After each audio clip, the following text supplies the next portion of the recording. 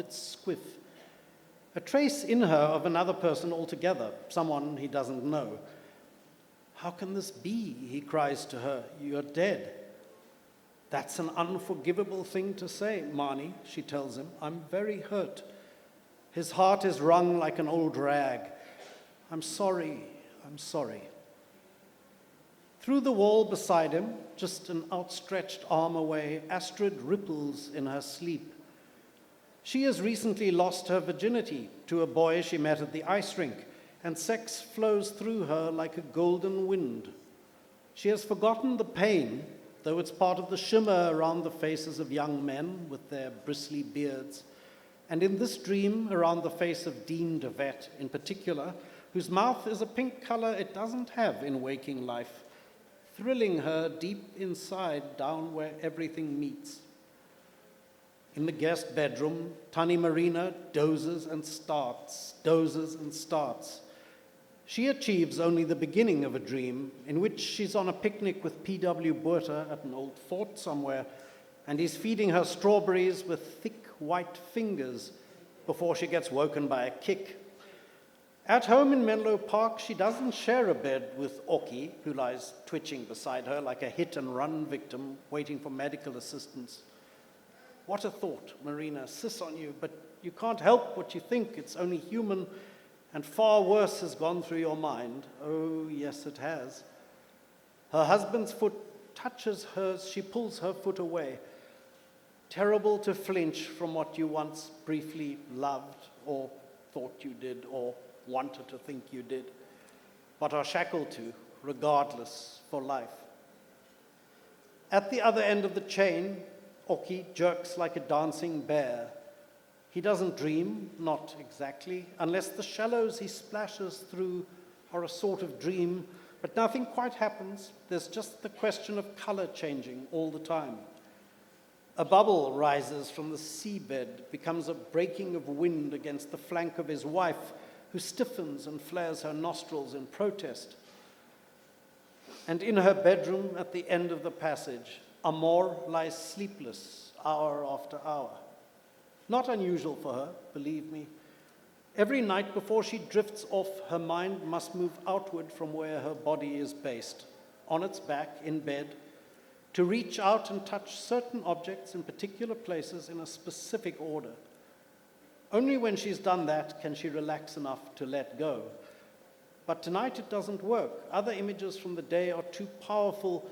They come jostling in. Miss Starkey's pressed together lips, Lucas's stick hitting the ground, the sore place on her arm where her aunt pinched her, so much rage in her fingers, sending out its little pulse of pain into the universe. Notice me. I am here. Amor Swart, 1986. May tomorrow never come. I'll leave it there. Thank you so much. It's such a beautiful passage. The whole prose of the whole narrative is so vivid, and it's got this lovely tight prose, and the way it moves between different characters, and from the main characters, it also throws in wonderful glimpses of minor characters, and therefore it builds up this very complex society and the emotions of individuals. And not so much, but the other thing is a wonderful recreation of sound, of pebbles, of sheets, of streams. Also, it's wonderful the way this prose builds up the story and the kind of atmosphere it creates. So the construction of the narrative is so unusual and complex. How did it develop? And in fact, how did the whole book evolve? That's a very big question, but I'll yes. attempt to answer it.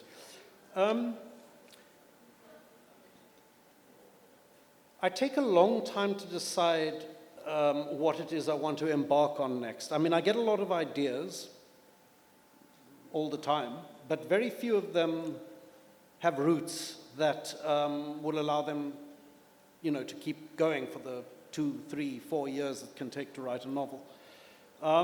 So I need to find something that in some way speaks for me or whatever I'm wrestling with internally at that point in my life.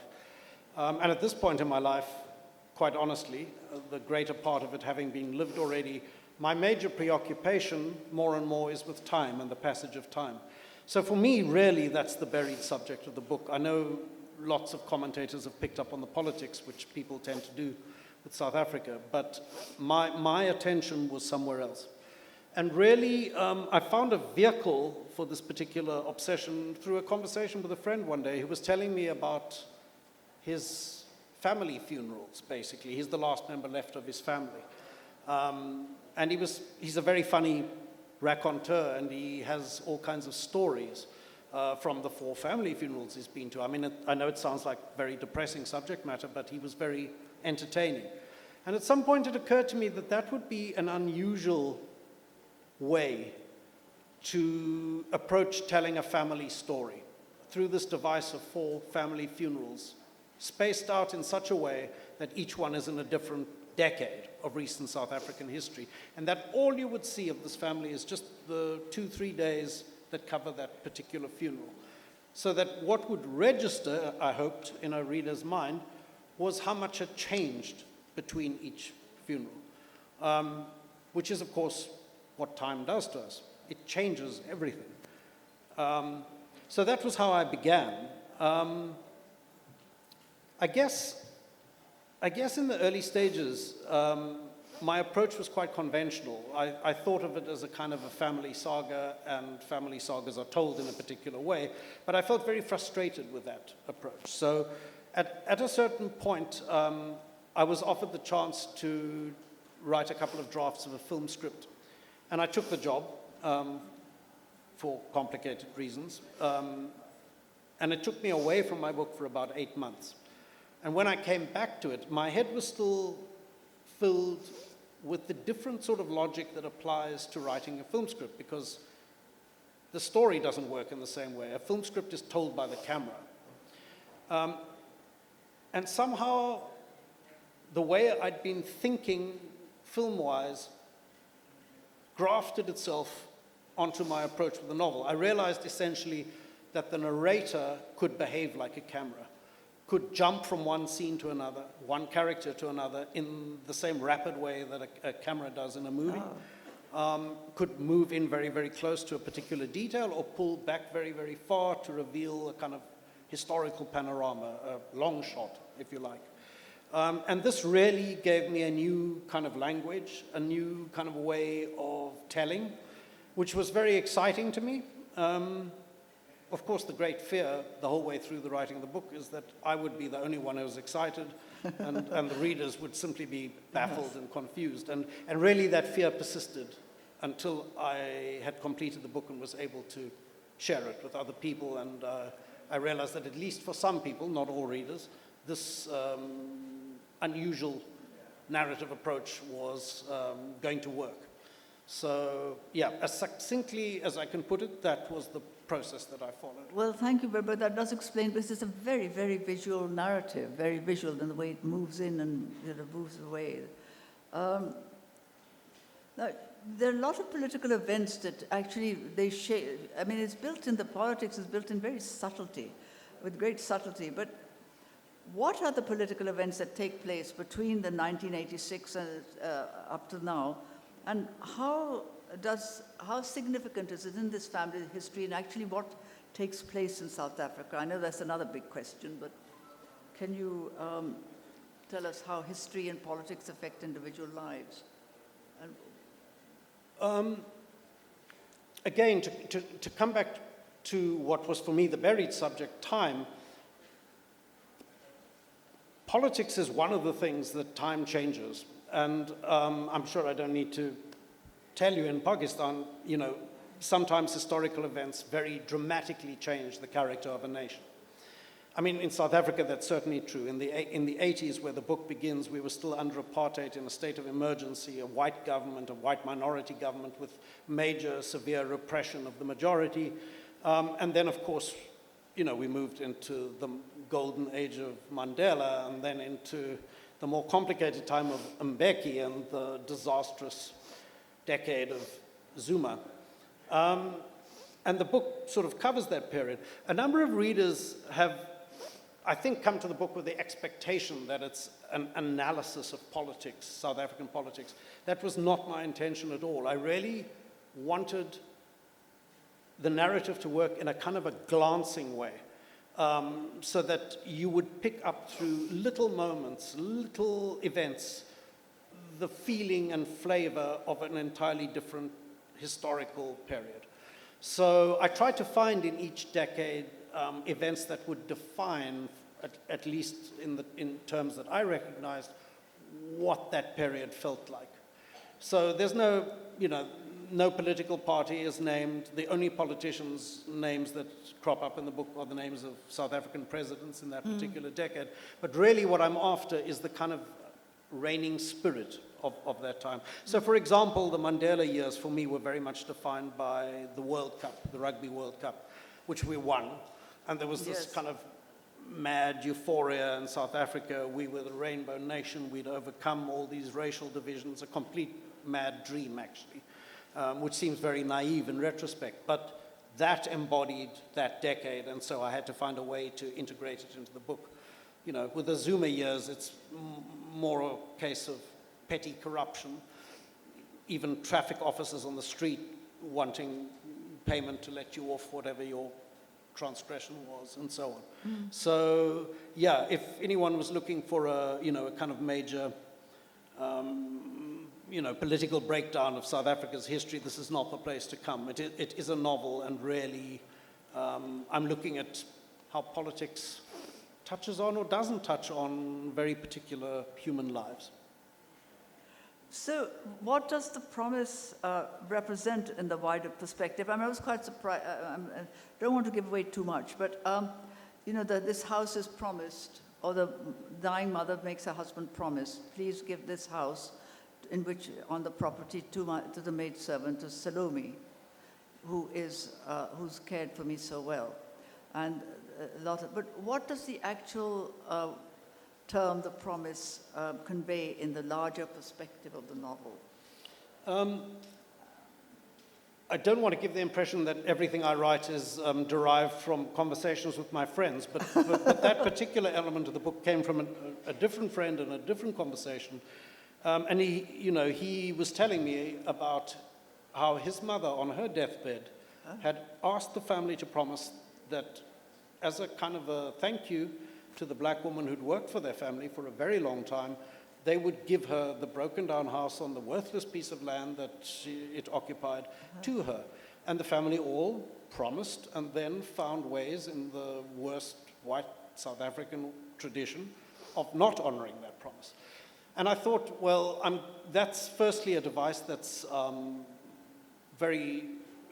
it satisfied me aesthetically that I could stitch that through the 4 family funerals as a kind of recurring motif. So on one level, it's just a story that plays out. But of course, you're right. On another level, it stands in for much larger issues. I'm sure I don't need to tell you that South Africa has a very brutal history of colonial dispossession, as this part of the world did too. And land is very much at the center of political conflict in South Africa. It's a very hot topic right now. Who owns the land? Who used to own it? Who will own it in the future? All of this is being, hotly contested in South Africa. So I was aware that although this little story about a house that really has no value and a piece of land that can't really be used for anything, this actually stands in for a much larger national question. Question that's not yet been resolved.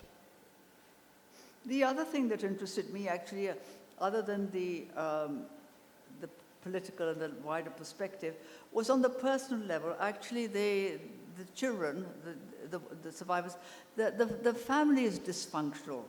They're from an unhappy home, and how that and also certain individual traumas shape their lives. And I wanted you to tell me how that aspect, your interplay of trauma and dysfunctional, and there's emotional trauma. 2 of them face emotional trauma. 1 of them faces a physical trauma.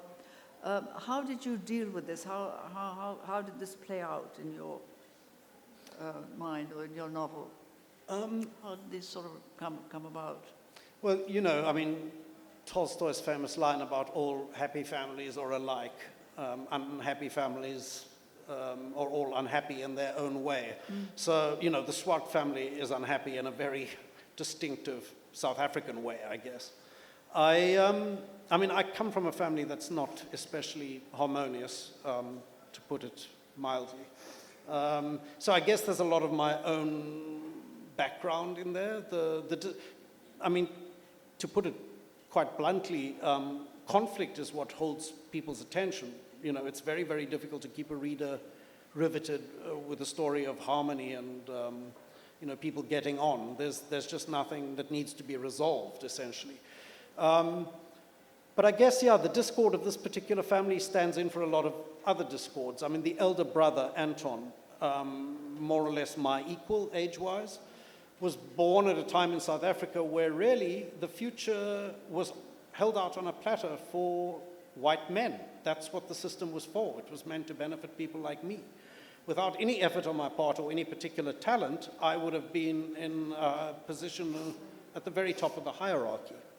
He has great expectations for his future, and of course they don't happen, rightly so, because that's changed. It's no longer a gift to be a white male in South Africa, which is fitting. The younger daughter, Amor, is the one person in the family who seems to have some kind of conscience. She's been struck by lightning as a child, and her impulses to do the right thing are perceived by the rest of the family as kind of damage from the lightning strike. There's something wrong with her because she wants to give this piece of land to the black woman, which is unfortunately an authentic South African attitude. And the middle daughter, Astrid, I guess embodies for me what probably represents most white South Africans. They're not heavily invested in politics. She's not an especially good or bad person. She's sort of hedonistically wrapped up in herself and her own life, her own interests. These are not crimes, but, in a situation like South Africa's, they can seem like a crime because they do involve a certain kind of moral blindness and an obtuse indifference to other people's suffering. So really, I guess the focus of the book is very much on white South Africa as opposed to, the majority of people. Happens to be the part of South Africa I know best, but it's also clearly very, very central to what happened and might still happen in my country. I was actually very interested in your portrayal of the other because it's, one just hears in terms of black and white. I was mentioning this earlier. I grew up with an awareness. There was a great conflict between the British and the Afrikaans. And what language are they actually speaking at home in your novel? I mean, it's written in English, but, because from time to time they say things like, yeah. And I wondered what language and the relationship between the Afrikaans and the British. And of course, then there are also othering of different sects of church and faith. Can you comment on this? Yeah, sure. For quite a lot of commentators, there's an assumption that this is an Afrikaans family. It was not my intention. The father in this family is Afrikaans. The mother is an English-speaking Jewish person. And I wanted that disparity to represent some of the disparities of South Africa. White South Africa might seem like a homogeneous block, but it isn't. Yes, yes. Like most colonial societies, people came from all over and their backgrounds come with them. So I think of them probably as speaking English, but of course words like, Afrikaans words like ja and so on are part of the lexicon of South Africa. I would use them too. English is my first language. So that kind of patchwork of different creeds and different backgrounds is very much part of what I was looking at. As for the religions, it does. Okay, let me put it like this. Once I decided that my book is structured around 4 family funerals, you have a practical problem as a novelist, which is, do you repeat the same funeral service 4 times? That's kind of boring. It's boring for me, which means it'll be boring for readers too. So I thought, let me try and find a way for these different funerals to happen under the umbrella of different religions. And then I thought, well, it would be useful to illuminate perhaps some of the major religions that white South Africans do follow. And so I've managed to cover, the Jewish religion and a Dutch Reformed strain of Christianity, Catholicism, and then, much more of a kind of New Age breeze blowing through the book at the end. All of which are, very opposite, very apparent. When I was growing up, the Dutch Reformed Church was very much associated with apartheid. I don't know how many people know that, but there was a repressive, pious, rigid, religious underpinning to the way apartheid worked. It was a white mission to keep South Africa civilized, because if there was a black majority government, it was going to be communist and godless. That was the narrative all the time. Well, the white government fell, we have a black government, and it's certainly not communist, or godless for that matter. So, all of these are sort of authentic currents that go through. South Africa right now is very much, Cape Town in particular, where I live, is very New Age. I mean, it's like California on most days of the week. So, the way the book ends with the funeral service that's very kind of New Age and so on is very true to how the country works right now. I could also add that some of this comes from my own background again. My mother, my father's Jewish, my mother converted to Judaism when she married him. When she divorced him, she married an Afrikaans man of a Christian background, so we suddenly got sent off to Sunday school. Then she divorced him and gave in to her real inclinations, which are quite mystical, I would say. She follows she's a satsangi, which I think is a derivative of Hinduism, in fact. Okay. We weren't raised with that, but all of these religious currents flowed through our house. So it was quite therapeutic to put them into the book too. Well, actually, I was quite interested in the Indian aspect. I mean, there was a large South Asian community in South Africa, and I was quite interested. I mean, the years pass, and you've got equality and so on, and apartheid is long gone, and yet the wife, Desiree, she always refers to the maidservant Salome, who's 70 by then, as the girl. And Mani, is her name is Mani? Yes. Yes, Mani. And Mani refers to Desiree's yoga teacher, the Indian, as Mowgli. And I was just so fascinated by this kind of colonial construct, actually. And a colonial construct that then actually moves across from South Africa to the subcontinent. Can you comment on that? Well, I mean, a little, I guess. It's my first visit to Pakistan, very, very happy to come here, but I've visited India numerous times. It's been quite a large part of my life, and, I wrote a novel about E.M. Forster's obsessive involvement with India. So yes, again, this is sort of part of my own life, I guess. That I'm putting in there. But, South Africa's home to the largest diaspora, I guess, of Indians outside India. Yes. There's a large Pakistani population in South Africa, a growing one, I might add. Yes. So, we're not unfamiliar with each other, these parts of the world. And our histories are not that different, actually, in terms of being colonized by the English and then the aftermath of that colonization, although ours might be more brutal than most.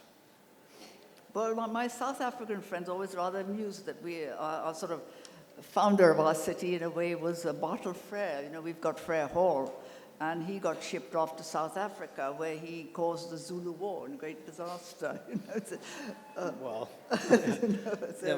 That's one more connection, I guess. That's the Karachi connection that all my South African friends always think of in terms of South Africa. Have you seen it yet? Only from the outside in passing, alas. I hope to see the interior before I leave. Yes, it's rather nice. Well, the other thing that struck me, while I was researching, because I was doing some reviews, much more than actually my own comment, was a lot of reviewers commented on links between A Passage to India and your book. And one critic wrote that Foster's theme of not yet is somehow reflected in your prose, in the thing that, things have yet to happen. Do you see a link here or not? Do you see any link with Foster at all, in fact, between your work and his? To be honest, did not consciously occur to me until a couple of critics sort of picked up on it. I think James Wood in particular, I guess because my preceding novel was the Foster novel, and critics look for connections between books, whereas I think a lot of writers look for ways to start absolutely afresh without connections. Mm-hmm. But I suppose there are these unconscious links. He was talking about really not Passage to India, but Howard's End. No, that also. Yeah, yes. and the way that resolves with this image really of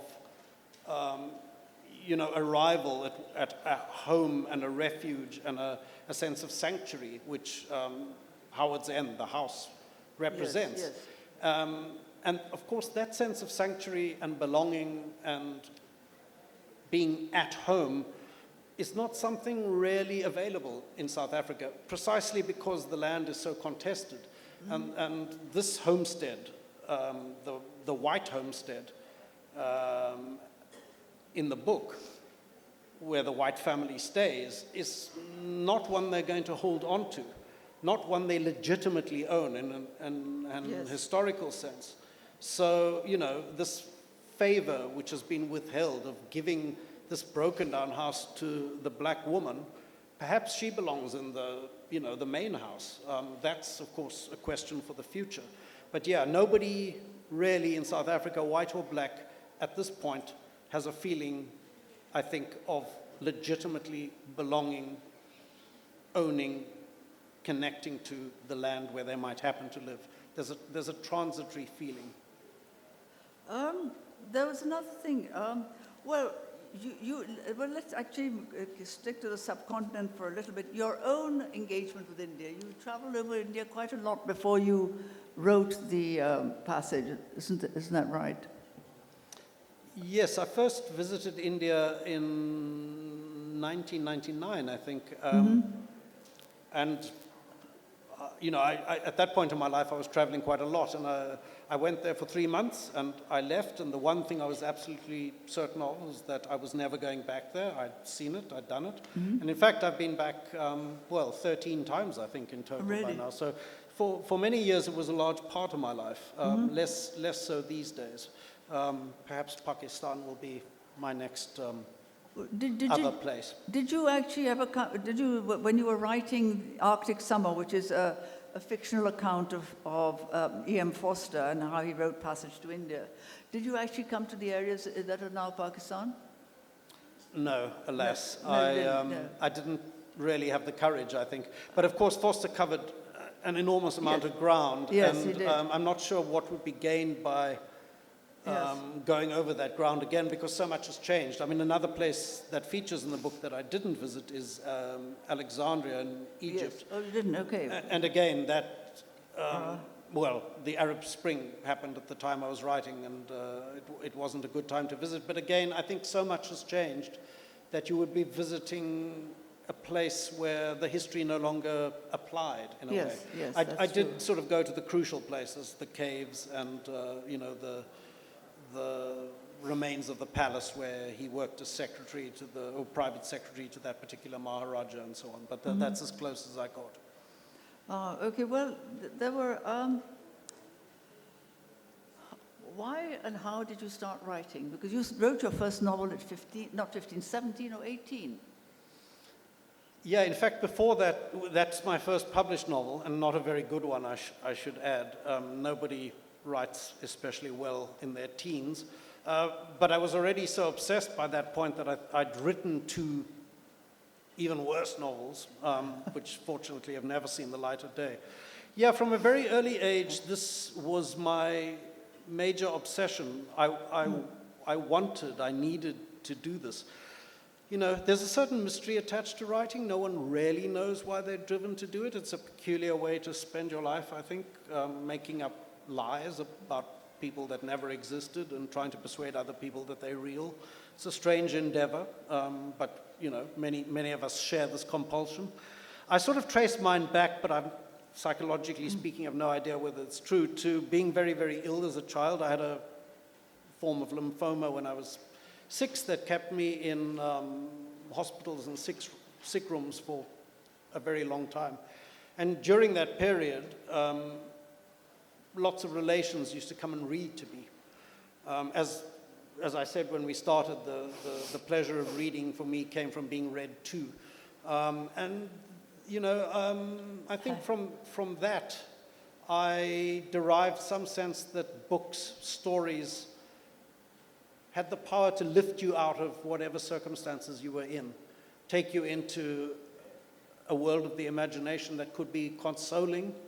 And then later, as I got older, I realized books are not necessarily always there to comfort you, that in fact they could tell you things about the world around you that were not very comforting, but that most people, you know, might prefer to avoid. As T.S. Eliot said, humankind cannot bear very much reality, and I think books are a way to bring reality into much clearer focus. I mean, they can console, of course, and I read for consolation a lot of the time, but you know, the writers who really, really matter to me are those who move in the opposite direction, I think, who show you things about life, being human and alive, that are not very comforting.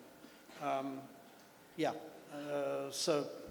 Well, are there, I mean, you've been compared to Faulkner, and you've been compared to Virginia Woolf, and you've been compared to Foster. But which are the writers that have actually shaped you? Or are you... I think in my 20s, the writers that really spoke to me, you know, when you first discover writing as a kid, mostly it's about the story, right? You're caught up in plot and event.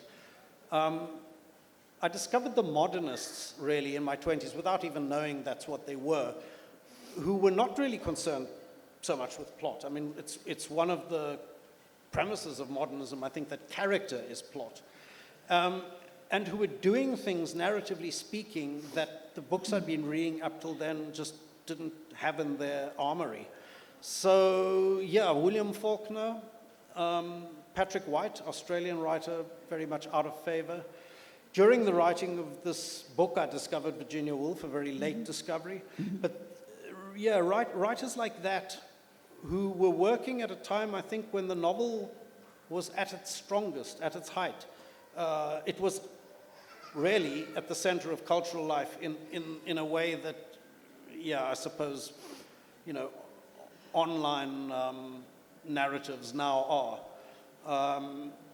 And I think when the novel was at its height and at its strongest, people felt most empowered to try and break the form, reshape it. So yeah, very, very ambitious books that really tried to leave tradition behind and push the frontiers into new shapes and new directions. It was the modernists that meant the most. Samuel Beckett was another huge discovery for me.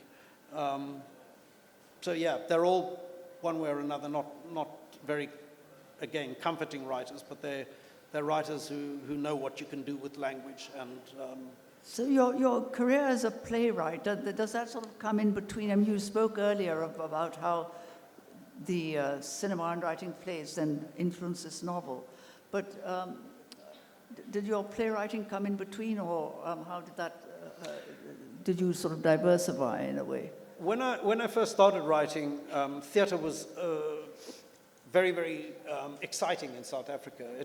South Africa's theatre tradition was really born out of a resistance to apartheid. So writers like Athol Fugard were putting on plays. There were huge audiences. That it was exciting and dynamic. That's all changed, absolutely. But for a while, I had a dilemma in myself about whether I wanted to be a playwright or a novelist.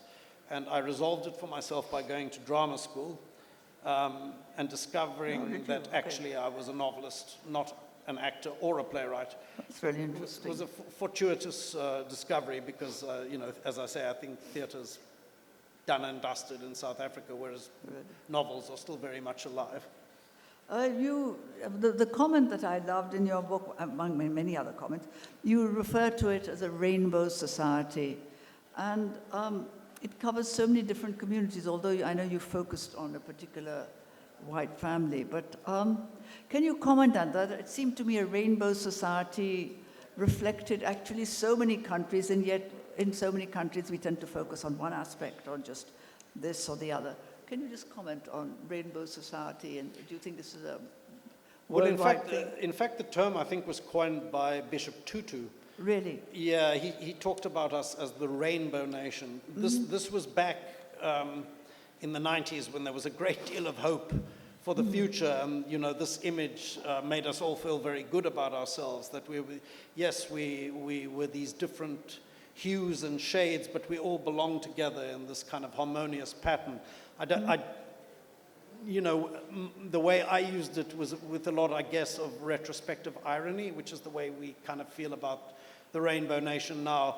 The sense of unity no longer really applies. I think in many ways, it doesn't give me any pleasure to tell you this. In many ways, I think South Africa is more racially fractured than it ever has been before. Oh dear. There's a great deal of, and we talked about the promise earlier. I mean, one of the unspoken resonances, I hope, of that title refers to the kind of promise that we felt back in '94 when we had our first democratic election. The promise that we could remake South Africa, that the future could be entirely different. It's not how it feels now, alas. It's one more broken or failed promise.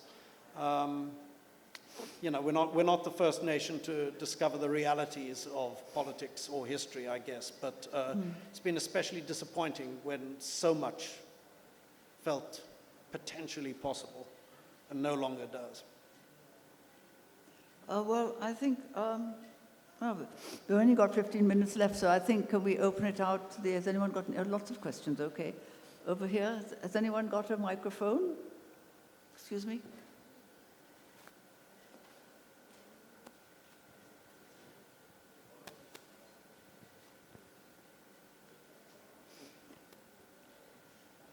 Damon, it's such a pleasure to see you because I rather chewed your book. I sort of, read it through cover to cover, and the promise was, it's a journey that I really undertook, and it really was, it was awesome journey that I undertook with this book.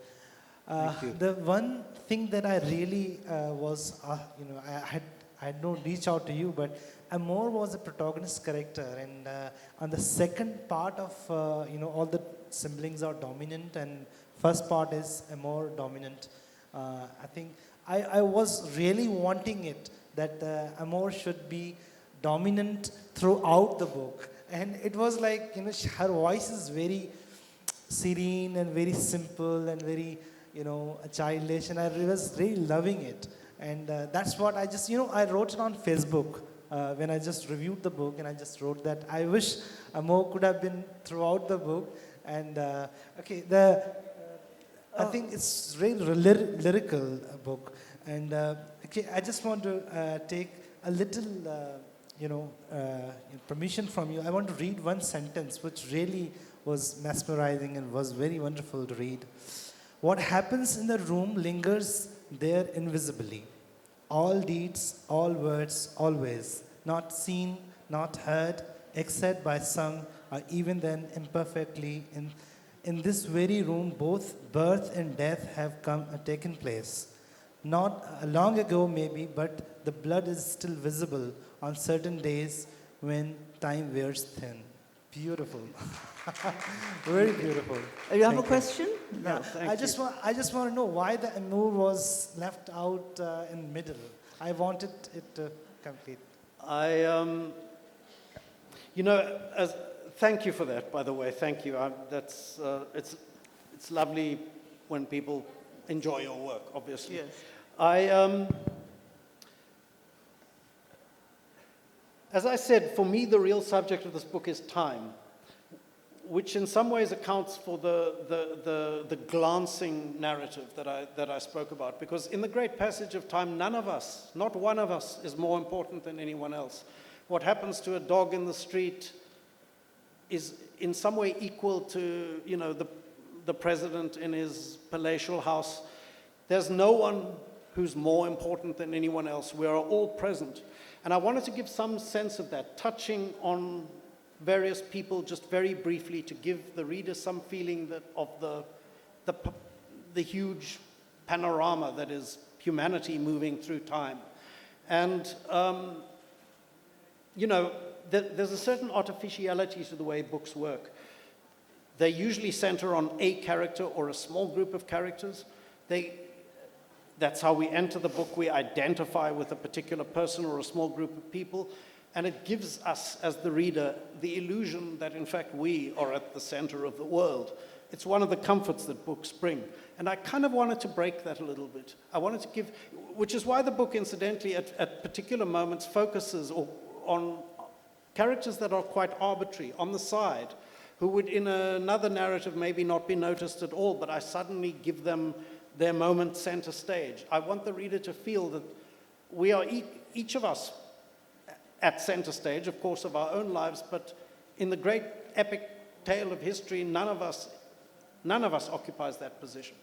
So, you know, in a different parallel book, perhaps Amor is the heroine that you would like her to be. But I didn't want to provide that sort of comfort. I'm not sure how much you or any reader really would notice this, but the book is structured around two people, Anton and Amor. They are clearly the two poles of the book.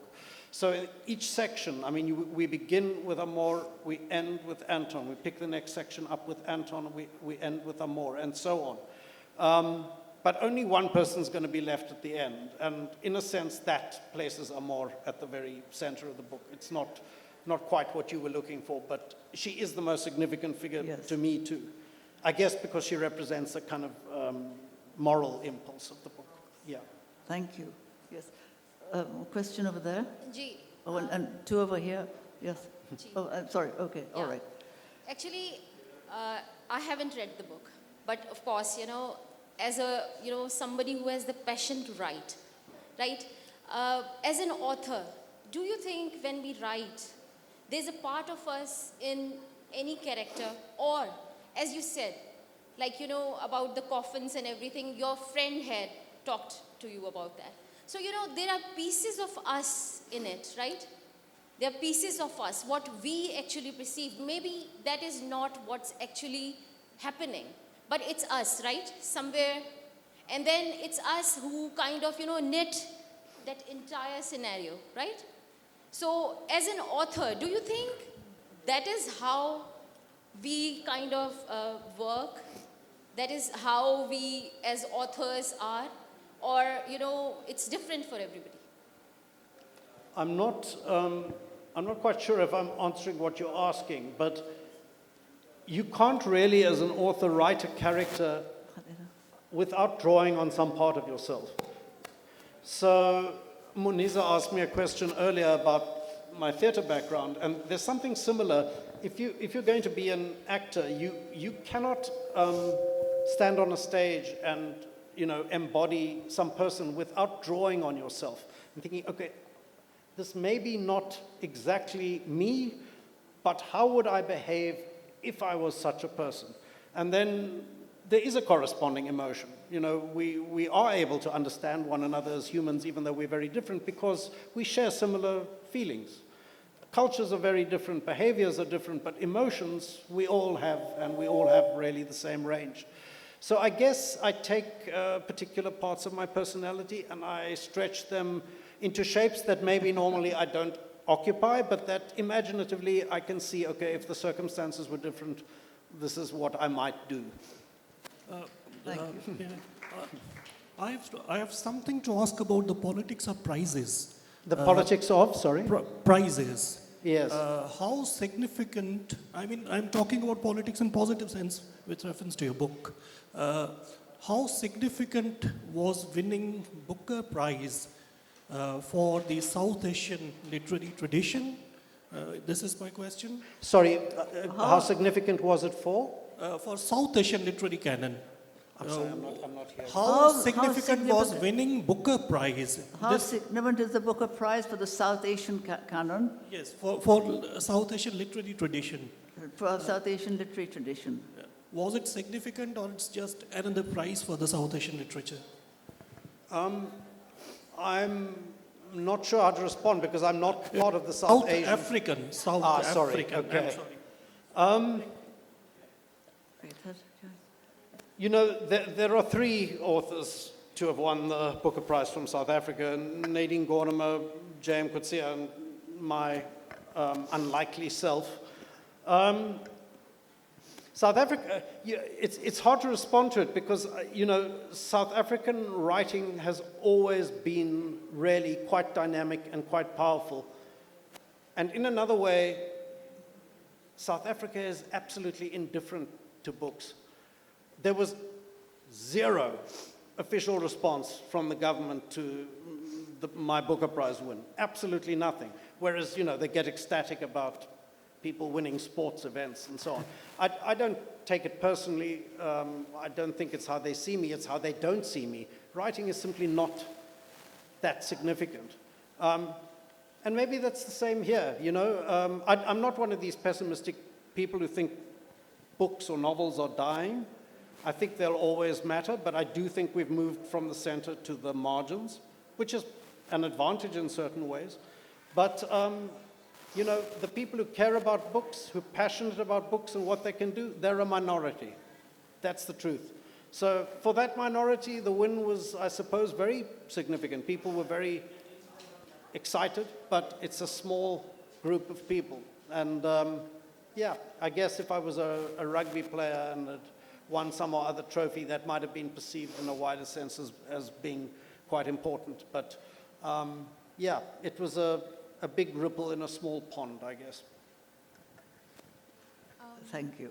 Hi, I think I should like to thank you first for your novel. I have two very different questions. One was that oftentimes authors, when they write from the margins, so from the global south or women who are writing, their authors, their books become less about the individuality or the plot or the characters of the book and more about the politics.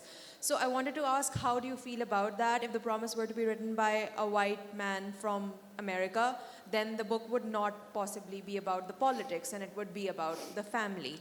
So I wanted to ask you that question, and another question I wanted to ask is how much of the writing process is pre-planned, how much of it you've already thought of before you start writing, and how much of it takes course as you write and it develops on its own. So yeah. I'll respond to the second question first because I guess I'm not quite sure how to answer you with the first.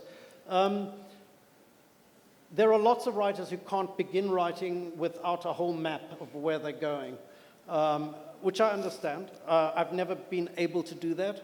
For me, I work from a sense of obscurity to what I hope is a kind of a clarity. But when I begin, I mean, writing a first draft for me is absolute torture because I don't know anything. I have a vague sense of what I'm trying to give expression to, but you know, it's really like mud wrestling in the dark. I'm trying to catch a shape or find a form and then figure out who people are, even what they're called, how you get from this point to another.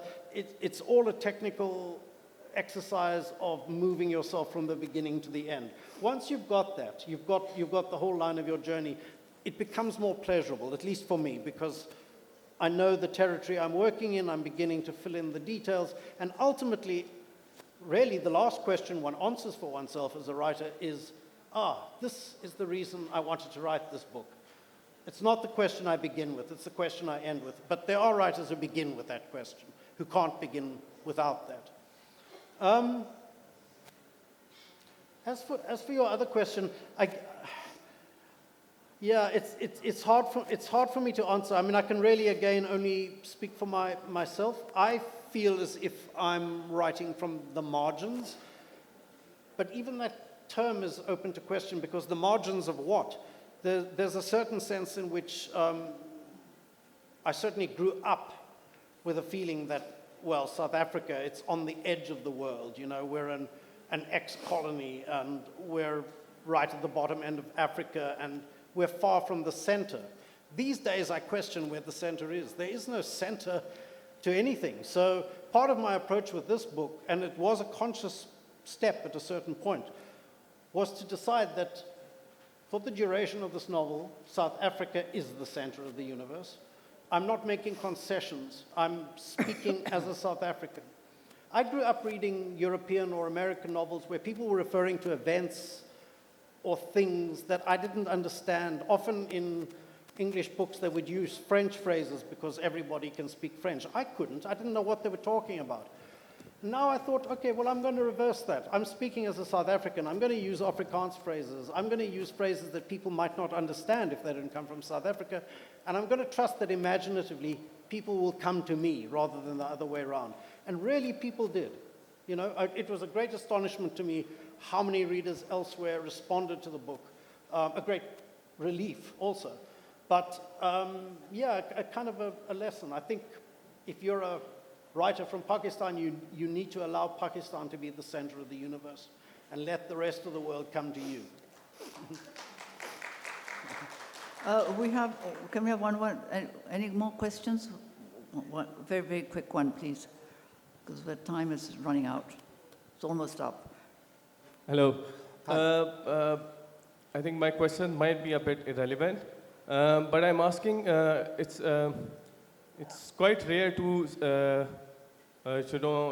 see a writer who has his inspiration as Patrick White. Patrick White's The Vivisector is one of my favorite books, and I still haven't read your book. So the question is, should I be expecting something on the similar lines, or should I see something similar in your book as well? I'm sorry, I'm not... I hope...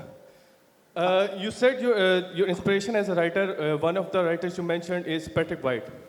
Right. Patrick White's magnum opus, The Vivisector, is one of my favorite books. Right, okay. So I'm asking, I still haven't read your book, but I'm really looking forward to it. So should I be expecting on the similar lines? Sort of that sort of honesty. Thank What you. you expecting? Now I hear you. I wish I could write like Patrick White. Ironically, I mean, on a visit to Australia, I picked up that he's very much out of favor. Somebody, as a joke, submitted, I don't think it was The Vivisector, but submitted the opening chapters of The Eye of the Storm, another novel of his, to publishers, as if they'd written it. And it was turned down by everybody. But more astonishing, nobody recognized it. Oh, gosh. So, you know, I don't know how to understand that in terms of, you know, myself. You know, the modernists I was talking about, Faulkner, Virginia Woolf, Samuel Beckett, and Patrick White, it's hard to know, but I would speculate that most of those people, if they were writing those books now, their chances of publication are much smaller than they used to be. They're too difficult, they're too big, the style is too challenging.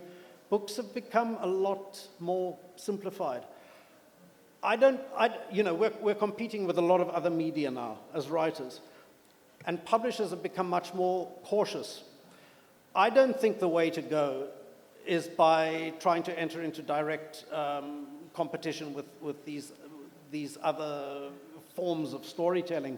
I think we should plant the flag right in the middle of what makes novels most thrilling and exciting, namely language, and we should try to push the use of language as far as we possibly can. A lot of readers are not going to, you know, a lot of readers or potential readers are not going to respond to that.